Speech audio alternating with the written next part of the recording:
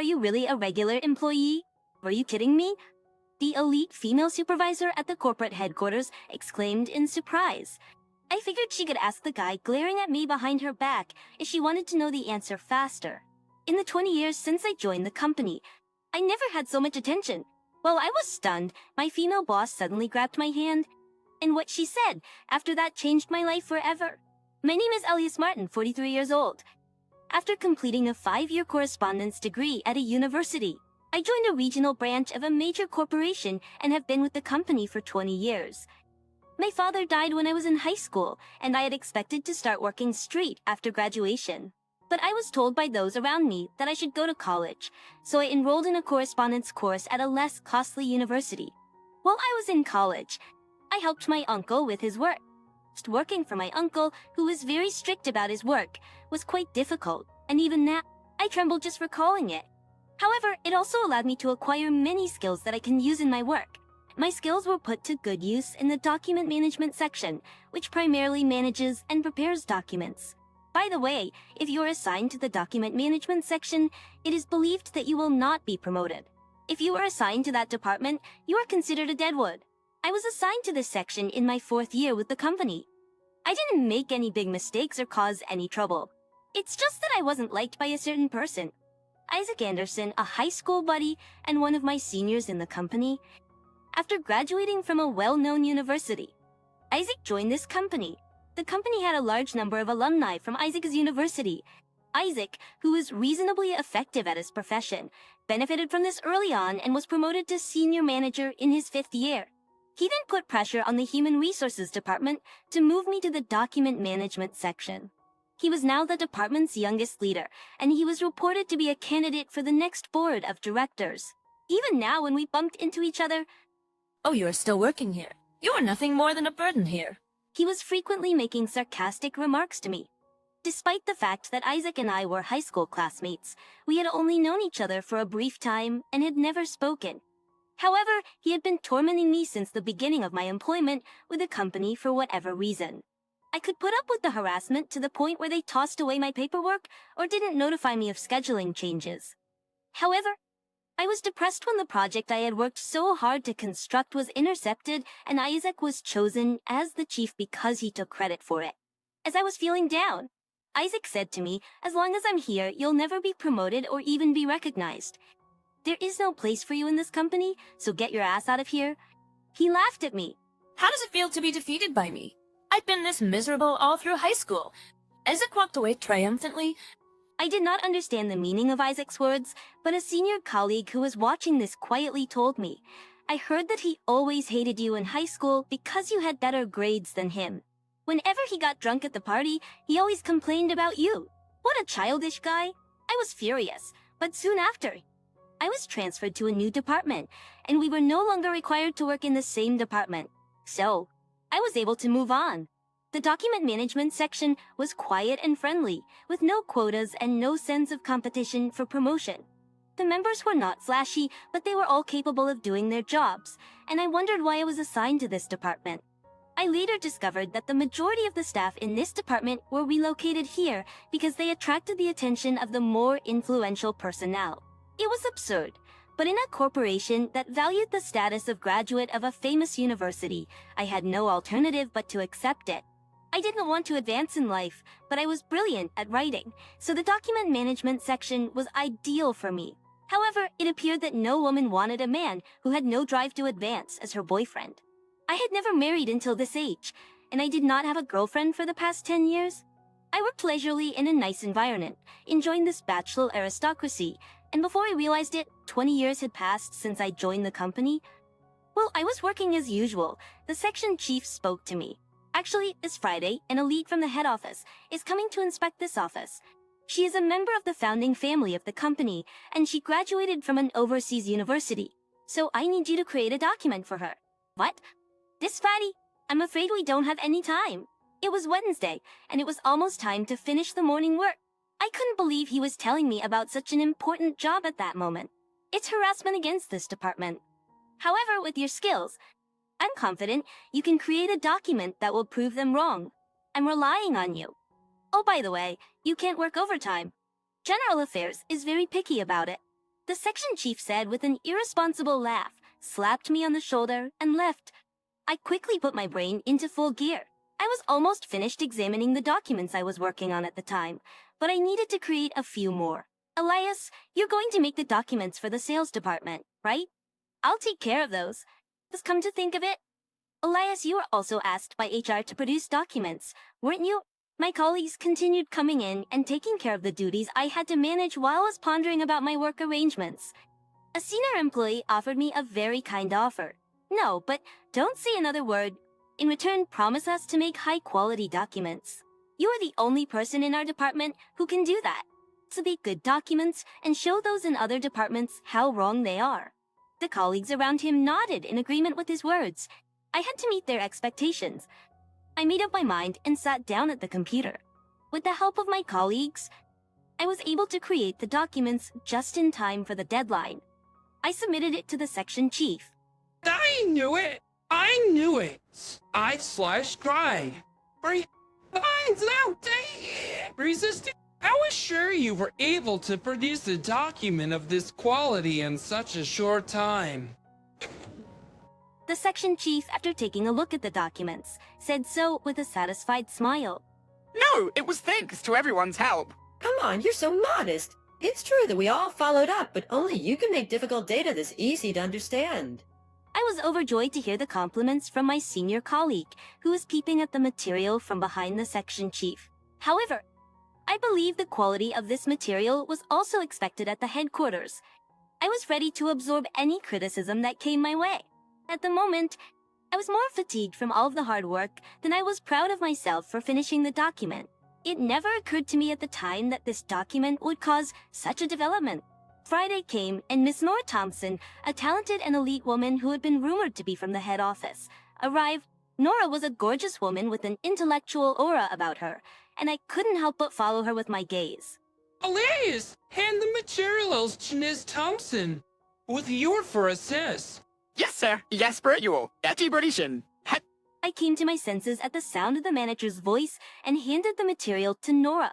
Nora accepted the document and said, "Thank you, Ian," and started to check the materials on the spot. Then she looked at me with a curious face. Did you make this? Yes, for did, by the terror. Do you know your corply this? Nora looked at the materials and me alternately with a curious look on her face. Thompson, let's leave this loser and proceed. Isaac, who was in charge of guiding Nora, took one look at me with a triumphant expression. Then he took Nora to inspect each department. After that, I went about my business as usual.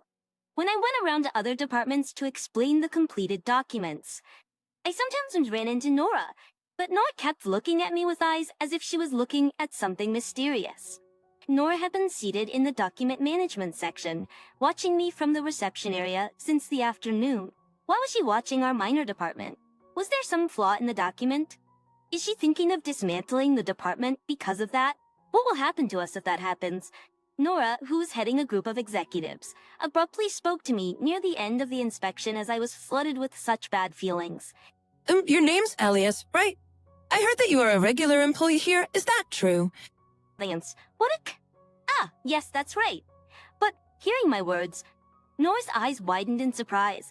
Are you really a regular employee? Or are you kidding me? People around me turned around at the sudden loud voice. I felt she should ask Isaac, who was staring at me from behind her. I was confused, but How can you not give a position to a person who can produce such materials? Nora exclaimed. That anyone at our company can make a document of this caliber. Isaac in the back said hurriedly. This caliber?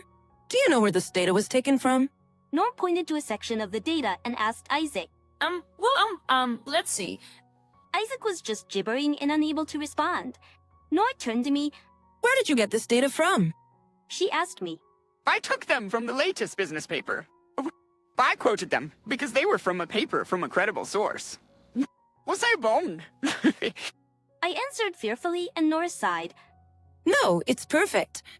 I read that paper myself, but the English translation isn't out yet. It was written in difficult business Chinese as well. I'm sure you couldn't read it, even if you knew a little Chinese. And yet you were able to understand it perfectly and document it. May I ask who you are? As I clammed up, Nora showered questions on us. This part too. It's well analyzed. Do you know what this means? Nor asked Isaac, but of course he could not answer. This is just a summary of the legal aspects of similar cases in the past. I replied carefully, and Nora turned to face me. You can't write this much without knowledge of the law. She said in a surprising tone. Wow, he passed the bar exam, so I think I have some knowledge of the law. Isaac suddenly shouted. I had no choice but to explain the situation. Actually, when I was in college, I was helping my uncle, who was an international lawyer, with his work. It was very difficult to help my uncle with his many international cases. But thanks to that, I was able to acquire Chinese reading comprehension, legal knowledge, and writing skills. Isaac was staring at me with a blazing crimson face, but I didn't care and kept talking. At one time, other one, I wanted to be a lawyer too, and I chose to study law at university. Gavram, I gave up the idea because I thought it would be impossible for me to become a lawyer, because I couldn't speak at a moment's notice. I took the bar exam and passed, but I didn't go through legal training, so I didn't qualify. As I explained, Nora nodded in satisfaction. I knew it. I knew you were exceptional. How could they leave such a talented employee in this position? Nora said with a sigh and suddenly shook my hand. I wanted a talented person like you. I want you to come to the department I'm starting up at the head office. I was so startled by what had just happened that I couldn't speak. Isaac shouted instead. But wait a minute. You can't recruit someone like him to the head office. Who do you think you are for saying such a thing? I'm curious about the company's personnel evaluation. You are the one who couldn't grasp the significance of this content, and you are in control of the department. Isaac's cries were also shut down by Nora's argument. But he's correct. I'm not sure I can help you, an old man who's been a deadwood in a branch office for 20 years. Oh, When I tried to refuse. That's not true. Consider that a favor for me, please. When a beautiful woman asked you anything in this intimidating tone, it was quite compelling. This strength defeated me, and I agreed to go to the headquarters. The department erupted in applause as Nora, who was in a pleasant mood, and the executives with depressed expressions walked out. You did it! Julius, you got a promotion! My senior colleague hugged me and congratulated me. My colleagues also congratulated me, one after another. I still had no idea what had happened. Then, in the blink of an eye, I received a letter of resignation to go to the corporate headquarters, and I was transferred without even realizing it, at the head office. I was assigned to a department that Nora had started up. Thus, the blow to the old man who suddenly came from the branch office was much harsher than I had imagined. Everyone looked at me as if I were a foreign object and refused to approach me. A young man around 20 years my senior harassed me as well, but he was so shallow that it was hilarious. I ignored the harassment and focused on the work in front of me. My workload was far more than that of the branch office. The work did not reduce regardless of how much I did. However, the work was more stimulating and enjoyable than at the branch office. It was also fascinating to observe how the people around me regarded me as they assessed the results I generated at work. I gradually became comfortable with the employees who had avoided me at first. Since I came to the head office, I enjoyed my work more than ever before. It was enjoyable to work casually at the branch office, but if I had stayed, I would not have grown at all. I couldn't thank Nora enough for showing me that I could grow even at my age. One day, as I was hard at work for Nora, who had looked after me, I was asked to accompany her to work. Nora wanted to commission a product design from a popular young designer, but she couldn't seem to obtain a positive response. I believed it would be better if she brought a young male employee with her, but she had evidently taken young people with her but failed. I have a feeling that you can do something about it. Nora said emphatically, but I, an old man inexperienced with youth culture, was filled with anxiety. I headed for the designer's outlier with Nora with my uneasiness in my heart. I headed for the designer's outlier with Nora, feeling uneasy in my heart. Oh, it's you again. You are so persistent. And this time you've brought an old man. No matter how many times you come, the answer is no. I won't do it. Logan, the designer, glanced at me and said in a troublesome manner I knew I'd be useless. But then, I noticed something. I looked at the stuffed animals in acrylic stands displayed behind his desk. I have them too. I excitedly showed Logan a picture of the character, goods on display. This character was not generally known to the public, but had a few devoted followers, and I was one of those enthusiasts. Don't wing. Though, this is the first time I've met someone who is as enthusiastic as I am. Dude, why do you like this? Logan leaned forward and asked me a question. First of all, the employment of colors. I admire how it's still in harmony, despite the use of such bright colors. Also, the facial expressions. His peculiar smile, as if he's joking, is addictive. I get you. I finally met someone who shares my sensibilities. Logan spoke with a mischievous smile, while Nora smiled broadly. This character is an inspiration to me. This dude, oh, your name was Elias, right? He understands the beauty of it. I think I can create something good with Elias. But I won't compromise, so be prepared. I and Nora are surprised at the sudden acceptance. Nora told him this was the first time for me to be involved in such a big project. I had to make sure it went well for Nora and the members of the document management section who helped me. Then I followed Logan desperately. Logan was usually a joking person, but when it came to work, he was stoic and uncompromising. There were some outrageous requests, but I pursued him with zeal. Thanks to our efforts, the products designed by Logan became a big hit. A series of products was subsequently developed, all of which were exceptionally successful. Nora was promoted to executive director, and I was elevated to general manager in honor of our accomplishments. I never dreamed that after 20 years as Deadwood at the branch office, I would become the head of the department at headquarters. I never imagined that the documents I was preparing at the time would lead to such a dramatic turn of events. I wanted to express my gratitude to the department chief who directed me to compile the documents, as well as the staff of the document management section. While I was thinking this, I had a chance to go to the branch office. When I arrived, I was greeted by the employees of the document control section. Elias, congratulations on your promotion. Everyone congratulated me. Well, it's thanks to all of you that I've made it this far, so I'm the one who should be thanking you, I said, and the section chief nodded with a satisfied smile. Thanks to you, our department is now highly regarded. The section chief told me the inside story after I left. After his visit, Nora investigated the balance of power in the branch office. She found out that only certain employees were benefiting from the system and protested against it.